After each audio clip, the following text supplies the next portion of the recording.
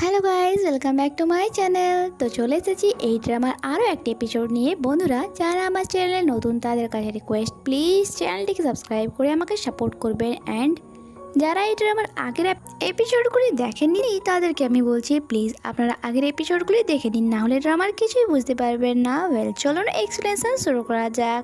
তো যেমনটা আমরা আগের এপিসোডের লাস্টে দেখেছিলাম যে এখানে লিয়ান থেকে ডাইরেক্ট কিস করে নেয়, আর হিজো তার সাথ দিচ্ছিল। এমনটা মনে হচ্ছিল তার মনেও লিয়ানের জন্য কিছু তো ফিলিংস আছে। ওয়েল, এরপর তারা লিয়ানের প্রাইভেট রেস্টুরেন্টে ফিরে এলে সেখানে সার্ভেন্ট তাদের দুজনকে জিজ্ঞাসা করলে তারা বলে অ্যাকচুয়ালি আমরা একটু ঘুরু ঘুরু করতে গিয়েছিলাম। তারা যেন একটু এখানে বেশি লজ্জা পাচ্ছিল একে অপরের দিকে তাকাতে। আবার সার্ভেন্টরা তাদেরকে জিজ্ঞাসা করে বসে আপনারা কি একটি ভালো সময় কাটিয়েছেন? তারা দুজনে একসাথে না বলে ওঠে। যা শুনে তো এখানে সার্ভেন্ট কিমের ফেসটা দেখার মতো ছিল। ওয়েল, এখানে তারা বাহানা করে। লিয়ান জিজ্ঞাসা করে তুমি বলছো না তোমার একটু বেশি ঘুম পাচ্ছে? সে বলে হ্যাঁ হ্যাঁ আমার অনেক বেশি ঘুম পাচ্ছে। অ্যান্ড হিজু নিজের রুমে চলে যায়। এরপর আমাদেরকে নাইটের সিন দেখানো হয় যেখানে হিজু যে শুয়ে তো ছিল, বাট তার ঘুমিয়ে আসছিল না, কারণ তার বারবার ওই কিসের কথায় মনে পড়ছিল। বিরক্ত হয়েছে উঠে বসে আর নিজেকে বোঝায় হিজু তুই কি পাগল হয়ে গেলি? এমনটা করছিস যেন এটা তোর প্রথমবার, আর যেন তুই তার প্রেমে পড়ে গেছিস। তারপরও যখন সে লিয়ানের কথাই ভাবছিল, সে বিরক্ত হয়ে নিজের মাথা চাপড়াতে থাকে। আর এদিকে আমরা লিয়ানকে দেখি তার আলাদা এরকম লাড্ডু ফুটছিল মনে। সে বারবার ওই কিসের কথাই মনে করে স্মাইল করছিল, আর নিজেকে সামলাতে না পেরে হিজুর সাথে দেখা করতে চলে আসে। আর সে তার রুমের বাইরে তাকে এসে আওয়াজ দেয়, যা শুনে হিজু অনেক বেশি লজ্জা পেয়ে কিছুই বলে না। আর তার কোনো আওয়াজ না পেয়ে লিয়ান ভাবে হয়তো সে গভীর নিদ্রায় ঘুমিয়ে আছে। এরপর আমাদেরকে নেক্সট মর্নিং এর সিন দেখানো হয় যেখানে হিজু রেডি হয়ে অফিসের জন্য বেরিয়ে যাচ্ছিল, বাট সে চাইছিল না যে লিয়ান তাকে দেখো, কারণ কালকে সিচুয়েশনের পর থেকে তো তার সামনেই যেতে তার যেন কেমন একটা লাগছে। বাট ওই যে কথাই আছে না, যেখানে বাঘের ভয় সেখানেই সন্ধে হয়।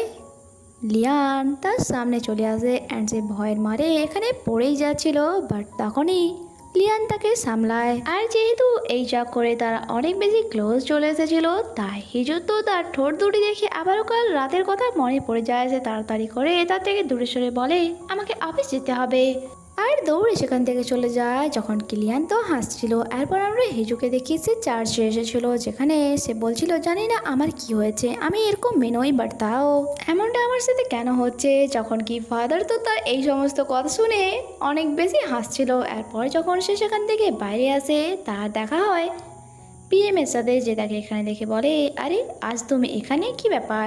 আমি তো ভেবেছিলাম তুমি ধার্মিক নয়।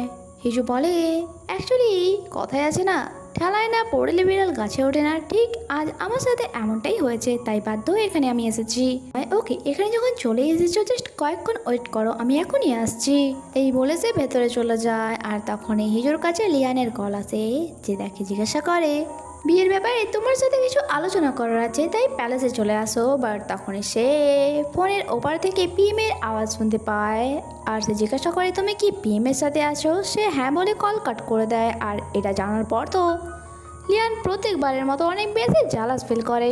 এরপর আমরা পিএমকে দেখি অ্যাকচুয়ালি সে হিজুকে তার অফিসে ড্রপ করতে যাচ্ছিল। অ্যান্ড এখানে যখন সে কার ড্রাইভ করছিল তার ফেসে একটি স্মাইল ছিল, যা দেখে হিজু বলে তোমারও কি কার ড্রাইভ করতে অনেক বেশি ভালো লাগে? ঠিক প্রিন্স লিয়ানের মতো, কারণ উনি আমাকে বলেছিল যে ওনার নাকি কার ড্রাইভ করতে অনেক বেশি ভালো লাগে। উনি যখন কার ড্রাইভ করে ওনার মনে হয় যেন উনি আকাশে উঠছেন।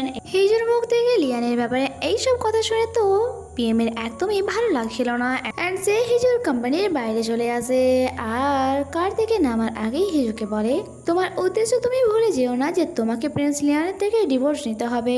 বাট আমার মনে হচ্ছে তুমি এইসব কিছুতে নিজেকে একটু বেশি জড়িয়ে ফেলছো। হিজু বলে মোটেই নয়, আমার ভালো করে মনে আছে, তাই তুমি চিন্তা করো না। অ্যান্ড সে তার অফিসে চলে আসে। এদিকে আমরা কিংকে দেখি যে বিয়ের ডেট ঠিক করছিল, তখন সেখানে লিয়ান চলে আসে। আর তাকে দেখে কিং তো খুশি হয়ে বলে আঙ্কেল দেখো আমি তোমাদের বিয়ের ডেট এটা ঠিক করেছি। লিয়ান বলে বাট আমরা এটাতে একমত নই, কারণ আমাদের আরও কিছুটা টাইম লাগবে, তাই তুমি এই ডেটটা ফিক্স করো। আর কিংও খুশি খুশি সেই ডেটে স্ট্যাম্প মেরে দেয়। এদিকে আমরা হিজুকে দেখি যে তার ক্যাসেল গ্রুপে জুয়েলারি শপে এসেছিল, যেখানে তার বড় ভাইয়ের সাথে দেখা হয়ে যায়, যার সাথে তার ওয়াইফও এসেছিল। অ্যান্ড সে তাকে বলে আমি তোমাকে ক্যাসেল গ্রুপ তো দিচ্ছি, বাট যদি বিজনেসে কোনো রকমভাবে তুমি 12টা বাজাও তাহলে আমি তোমার 12টা বাজিয়ে দেবো। বাট তেজু তো এটা শুনেই হ্যাপি হয়ে গিয়েছিল যে ফাইনালি হিজু তার মন বানিয়ে নিয়েছে আমার ক্যাসেল গ্রুপ দেওয়ার জন্য। এরপর যখন তারা কারে হয়ে যাচ্ছিল, সেক্রেটারি জিজ্ঞাসা করছিল, ম্যাডাম সত্যি কি আপনি আপনার ভাইকে এই কোম্পানিটি দিয়ে দিচ্ছেন? সে বলে কি আর করার আছে, আমার কাছে তো আর কোনো অপশনও নাই।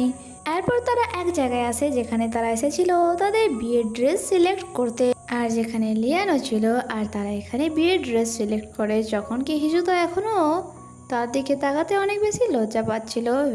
এদিকে আমরা ম্যানেজার জয়কে দেখি যে হিজুর ড্যাডের কাছে এসেছিল, যেমনটা রিচুয়ালস হয় না, যে বিয়ের আগে ছেলের বাসা থেকে মেয়ের বাসাতে উপহার পাঠানো হয়। বাট এখানে ড্যাড বলে বসে অলরেডি আমার লেট হয়ে গিয়েছে, তাই বেশি কথা না বলে ডাইরেক্ট পয়েন্টে আসো। যা শুনে ম্যানেজার জয় একটু অবাক হয়, আর এইটুকু তো বুঝতে পারি যে হিজু আর তার ড্যাডের মধ্যে ঠিক সম্পর্কটা কেমন। এদিকে আমরা লিয়ান অ্যান্ড হিজুকে দেখি তাদের ব্লাড টেস্ট করা হচ্ছিল, যা বিয়ের আগে আমাদের এখানেও করানো হয়। আর সমস্ত ব্লাড টেস্টের রিপোর্ট নেগেটিভ আসে। লাস্টে কোডলেরি বলে এখনো একটা ব্লাড টেস্ট বাকি রয়ে গেল, তা হচ্ছে হিজু ফিউচারে মা হতে পারবে কিনা।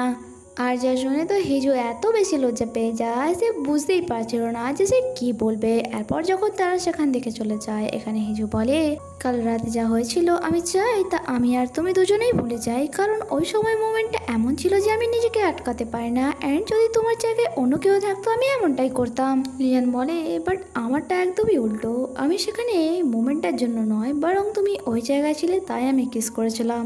চিন্তা করো না, আমি এই নিয়ে তোমার উপর কোনো দায়ভার চাপাবো না। নেক্সট সিনে আমরা লিয়ানকে কুইনের সাথে দেখি, যেখানে তারা একসাথে হাঁটছিল। অ্যান্ড এখানে আমরা জানতে পারি কুইনের বিবাহিত জীবন এতটাও ভালো ছিল না। আর ফ্ল্যাশব্যাকের আমাদেরকে একটি সিন দেখানো হয়, যেখান থেকে আমরা জানতে পারি একদিন সে এক বিয়ে বাড়িতে যাওয়ার জন্য কিংকে কল করে, বাট সে এত বিজি ছিল তার সাথে কোথাও যাওয়ার মতো একটু টাইম ছিল না তার কাছে। তখন এখানে লিয়ান আসে অ্যান্ড আয়রনকে বলে চলো আমি তোমার সাথে যাচ্ছি। বাট আয়রন বলে কিন্তু আমি তো আমার হাজবেন্ডের সাথে যেতে চাই। আর লিয়ান বলেছিল তুমি তো বুঝতেই পারলে ভাই এত বিজি যে তোমার সাথে যেতে পারবে না, তাই তোমাকে কোম্পানি দেওয়ার জন্য চলো আমি যাচ্ছি। সিন প্রেজেন্টে শিফট হয় যেখানে কুইন তাকে বলছিল তুমি আর হিজু সম্পূর্ণ আলাদা, তাই আমার মনে হয় তোমার এই ব্যাপারে আরেকবার ভাবা দরকার। লিয়ান বলে এমনটা দেখতে গেলে তো তুমি আর আমার ভাইও সম্পূর্ণ আলাদা ছেলে। এরপর লিয়ান তার বাসায় ফিরে আসে, যেখানে সে একটি লেটার খুলে দেখে, আর আমরা জানতে পারি এটা তার আর হিজুর 3 বছর পরের ডিভোর্সের এগ্রিমেন্ট লেটার ছিল। এদিকে আমরা ইনপিয়ংকে দেখি যে ওই সময়কার কথা ভাবছিল যখন কিং আগুনে পুড়ে মারা গিয়েছিল। আর যখন সে কুইনের কাছে যায়, সে দেখে কুইন অনেক ভয় পেয়ে আছে অ্যান্ড এক কোনায় বসে কান্না করছে। তাকে দেখে ইনপিয়ং তাকে সান্ত্বনা দেয় অ্যান্ড বলে তোমাকে মন শক্ত করতে হবে ক্রাউন প্রিন্সের জন্য। কুইন তাকে জানায় যে সে কি করেছে।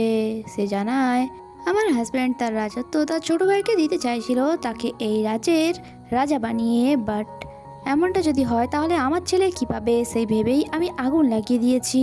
যা শুনে ইনপিয়ং অবাক হয় অ্যান্ড বলে এই খবরটা যেন না বাইরে যায়। সিন প্রেজেন্টে শিফট হয় আর আমরা লিয়ানকে দেখি যে ওই লেটারটি তার লকারে রাখছিল। আর অবাক হওয়ার ব্যাপার এটাই ছিল যে তার কাছে ওই আদেশনামাটি ছিল যা তার বড় ভাই লিখেছিল, মানে তাকে যে রাজা বানাবে সেই আদেশনামাটি। আর এইরকম সিচুয়েশনে আমাদের মনে একটাই কোশ্চেন উকি মারছে এখন, সেটা হচ্ছে যদি সে আগে থেকেই জানে যে তার বড় ভাই তাকে রাজা বানাতে চেয়েছিল, তাহলে এইসব জানার পরেও সে চুপ কেন আছে? এটার কারণ কি তা তো আমরা ড্রামার আগে গেলেই জানতে পারবো। নেক্সট ডে সিন দেখানো হয় যেখানে তেজুর বাসায় আজ লিয়ানদের আসার কথা আছে। আর এখানে তেজু লিয়ানের হেয়ারস্টাইল অ্যান্ড তার বিহেভিয়ার কপি করার চেষ্টা করছিল। আর তাকে দেখে তার ওয়াইফ যখন জিজ্ঞাসা করে, সে বলে কেন আমাকে ভালো লাগছে না বুঝি? প্রিন্স লিয়ানও তো এমনটাই করে। সে বলে তুমি প্রিন্স লিয়ানকে ছাড়া তো তুমি তোমার স্টাইলেই সুন্দর। এখানে আমরা ড্যাডকে দেখি, তিনি হ্যাপি ছিল না। তেজু বলে আপনি হিজুকে এত হেট কেন করেন? হ্যাঁ মানলাম আপনি তাকে হেট করেন, বাট তার জন্য যে নিজের জামাইকেও হেট করবেন তা ঠিক নয়। ড্যাড রেগে বলে ফালতু বকা বন্ধ করো। এদিকে আমরা লিয়ানকে দেখি যে হিজুকে নিয়ে ড্যাডের বাসাতেই আসছে, বাট হিজু হ্যাপি ছিল না। আর ম্যানেজার জয় তাদেরকে বলছিল যে সেখানে গিয়ে তাদেরকে কতক্ষণ থাকতে হবে, তাদেরকে 4 ঘন্টা থেকে 5 ঘন্টাও সেখানে থাকতে হতে পারে। আর যা শুনে হিজু হ্যাপি হয় না, কারণ তার বাসায় যেতে একদমই মন চাইছিল না। নেক্সট দিনে আমরা দুই ফ্যামিলিকে একসাথে দেখি অ্যান্ড তারা এখানে ডিনার করতে বসেছিল। আর তেজু লিয়ানকে জিজ্ঞাসা করে তোমাদের প্রথম দেখা কোথায় হয়? আর এইসব কোশ্চেন শুনে তো তার ওয়াইফ তাকে আটকায় যে তুমি চুপ থাকতে পারো না। আর ড্যাড এখানে লিয়ানের সাথে কথা বলে শেষে বলে আমার মেয়ের খেয়াল রেখো। সে বলে অবশ্যই, আপনি চিন্তা করবেন না। ড্যাড বলে চিন্তা তো হবেই, কারণ মহলে প্রত্যেক দিন কিছু না কিছু প্রবলেম হতেই থাকে। হিচু একটু রেগে গিয়ে বলে আমি কোনো ছোট বাচ্চা নই, আর এমনিতেও যদি আপনার আমাকে নিয়ে এতই চিন্তা হয় তাহলে ওই দিন যখন আমার অ্যাক্সিডেন্ট হয়েছিল তাহলে আপনি আমাকে দেখতে কেন এলেন না? আপনার ছেলে যখন বিয়ে হয়েছিল তখন আপনি দায়ংয়ের ফ্যামিলিকে একটি বড় বিল্ডিং, তার সাথে সাথে অনেক উপহার পাঠিয়েছিলেন। আর যেহেতু আমি আপনার বড় মেয়ে তাই আমার জন্য আপনি কি দিচ্ছেন? ড্যাড কিছুই বলে না। হিজু রেখে সেখান থেকে উঠে নিজের রুমে চলে যায়। তার পেছনে পেছনে লিয়ানও আসে।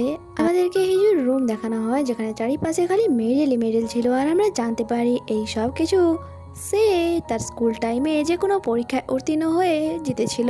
লিয়ান তার পাশে এসে বসে পড়ে। হিজু বলে আমাকে কিছুক্ষণের জন্য একা ছেড়ে দাও, বাট লিয়ান ওখান থেকে যায় না। অ্যান্ড তাকে বলে তুমি চিন্তা করো না, যতক্ষণ পর্যন্ত আমি তোমার সাথে আছি ততক্ষণ পর্যন্ত আমি তোমায় প্রোটেক্ট করে যাব।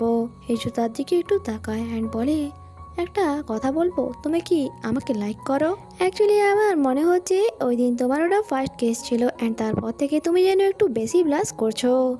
আর এখানে লিয়ান অ্যাকসেপ্ট করেই নেয় যে হ্যাঁ আমি তোমাকে লাইক করি, আমি এই সময়ের অনেক ওয়েট করেছি, বাট শেষমেশ আমি আমার ফিলিংস লুকাতে পারলাম না। হয়তো তুমি এখন ভাবছো যে আমি তোমাকে ডিভোর্স দেবো না। হিজু জিজ্ঞাসা করে তাহলে কি তুমি ডিভোর্স দেবে না? সে হেসে বলে না, বরং আমি নিজেই চাই না যে তুমি আমার কাছে থাকো, বাট আমি চাই তুমি আমার থেকে আমার সমস্ত কিছু নিয়ে নাও। সেটা আমার টাকা হতে পারে বা আমার মন, সব কিছুই। বলে টাকা লাগবে না, কারণ তোমার থেকে আমার কাছে অনেক বেশি টাকা আছে আর যা সবসময়ই থাকবে। এরপর তারা দুজনে হাসে। নেক্সট সিনে আমরা তাদের দুজনকে কারে দেখি যেখানে লিয়ান হিজুর হাত ধরতে চাইছিল, বাট তখনই পিএমের কল আসে হিজুর কাছে। আর তাদেরকে এখানে কথা বলতে দেখে লিয়ান তো অনেক বেশি জালাস ফিল করছিল। এরপর তারা লিয়ানের প্রাইভেট রেস্টুরেন্টে চলে আসছে যেখানে লিয়ান তাকে বলে এবার ডাইরেক্ট আমাদের বিয়েতে দেখা হবে। আমার এখান থেকে যেতে একদমই মন চাইছে না, বাট কি করব, যেতে হচ্ছে। এটা বলে সে সেখান থেকে চলে যায়। এরপর সে ভেতরে চলে আসে যেখানে সমস্ত সার্ভেন্ট তারই আসার অপেক্ষা করছিল, কারণ তারা আজকে ডিনারের ব্যাপারটা শুনে অনেক বেশি চিন্তায় ছিল যে কি হবে। আর এটা যখন হিচু জানতে পারে তার অনেক বেশি ভালো লাগে যে এই কয়েকদিনের মধ্যেই সার্ভেন্টরা তাকে এত বেশি ভালোবেসে ফেলেছে। অ্যান্ড যেহেতু আমাদের হিচু অনেক বেশি ফ্রেন্ডলি ছিল তাই সবাইকে নিয়ে যায় রেস্টুরেন্টে আজকে রাতে ডিনার করাতে, যেখানে আমরা স্পাইকেও দেখি সে অনেক বেশি একা ফিল করছিল। দহি তার প্লেটে খাবার সার্ভ করে দেয়। এরপর আমরা নেক্সট ডে লিয়ানকে দেখি সে পিএমের সাথে দেখা করতে এসেছিল। আর যা পিএমের সেক্রেটারি তাকে এসে জানালে সে বলে আজ তো আমাদের কোনো এরকম ডেট ফিক্স হয়নি। এরপর আমরা তা দুজনকে একসাথে দেখি যেখানে পিএম জিজ্ঞাসা করে তা কি হলো, হঠাৎই আজ তুমি দেখা করতে এলে আমার সাথে? সে বলে আমি তোমাকে জানাতে এসেছি যে আমি হিজুকে লাইক করি। পিএম বলে তো কি হয়েছে, এটা জানার পর কি কিছু চেঞ্জ হতে পারে? আর এই ব্যাপারে কি হিজু জানে? লিয়ান বলে তার কথা বাদ দাও, আমি এই মুহূর্তে শুধুমাত্র আমার ব্যাপারে কথা বলছি, তাই শুধু এটা জেনে রাখো আমি তাকে লাইক করি, তাই আমি চাই তুমি তোমার বিহেভিয়ারে মনোযোগ দাও। এরপর আমরা লিয়ানকে কারে দেখি যেখানে সে হিজুকে মেসেজ করে বলে টাইমে খেয়ে নিও। আর যখন এটা হিজু দেখে সে স্মাইল করে। দেখতে দেখতে বিয়ের দিন চলে আসে। তাকে এখানে রেডি করা হয়েছিল অ্যান্ড সে জিজ্ঞাসা করে হিজু কোথায়? কোটলেটি বলে কয়েকদিন পর সে তোমার ওয়াইফ হতে চলেছে, তাই এবার তার নাম ধরে রাখাটা বন্ধ করো। লিয়ান লজ্জা পেয়ে বলে ওকে, তাহলে বলুন আমার ওয়াইফ কোথায়? এদিকে হিজুকেও রেডি করা হয়েছিল, তখন সেখানে দায়ুং আসে তার হেল্প করার জন্য। আর এখানে সত্যি হিজুকে অনেক বেশি প্রিটি লাগছিল। তারপর আমাদেরকে বিয়ের রিচুয়ালস দেখানো হয় যেখানে লিয়ান অ্যান্ড হিজু একে অপরের সামনে ছিল অ্যান্ড বিয়ের সমস্ত রিচুয়ালস তাদেরকে দিয়ে করানো হয়েছিল। হিজুকে এখানে জল খেতে দেওয়া হয়েছিল, যা খাওয়ার পর সে কাশে। লিয়ান বলে তুমি ঠিক আছো? সে বলে একদম। এরপর ড্যাড তার সামনে আসে তাকে আশীর্বাদ করার জন্য অ্যান্ড বলে সবসময় নিজের মাথা উঁচু করে রাখবে যাতে নয়তো তোমাকে দুর্বল দেখাবে। এদিকে আমরা পিএমকে দেখি আর আয়রান যখন তার কাছে আসে সে তাকে বলে আপনি এখনো রেডি হননি। আয়রান জিজ্ঞাসা করে তুমি ঠিক আছো? পিএম বলে আমার কি হবে? আয়রান হেসে বলে ওকে, দেখা যাক তুমি নিজেকে কতক্ষণ এইভাবে কন্ট্রোল করে রাখতে পারো। আর সেখান থেকে চলে যায়। অন্যদিকে আমরা হিজু আর লিয়ানকে দেখি তাদের বিয়ে কমপ্লিট হয়ে গিয়েছিল অ্যান্ড তাদেরকে প্যালেসে নিয়ে আসা হচ্ছিল। রেস্টুরেন্টে বসে সার্ভেন্টরাও তাদেরকে টিভিতে দেখছিল। আর ওদিকে প্যালেসে কুইন অ্যান্ড পিএম এর অনেক বেশি রাগ হচ্ছিল, যা দেখে আয়রন বলে সেই জন্যে তো আমি তোমাকে বলেছিলাম নিজের পাওয়ারের ইউজ করো অ্যান্ড এই বিয়েটা হতে দিও না। বাট তুমি আমার কথা শুনলে না। এরপর আমরা দেখি তাদেরকে প্যালেসে নিয়ে আসা হয়েছিল, যেখানে সবাই তাদেরকে উইশ করছিল। বাট হঠাৎই হিজুক কাছে অ্যান্ড অজ্ঞান হয়ে নিচে পড়ে যায়। আর যা দেখে তো লিয়ান তাকে ধরে চাচাতে থাকে যে তুমি ঠিক আছো, কি হলো তোমার। অ্যান্ড এখানে এই এপিসোডই শেষ হয়। আগে কি হয় তা জানতে স্টে কানেক্টেড। Bye bye.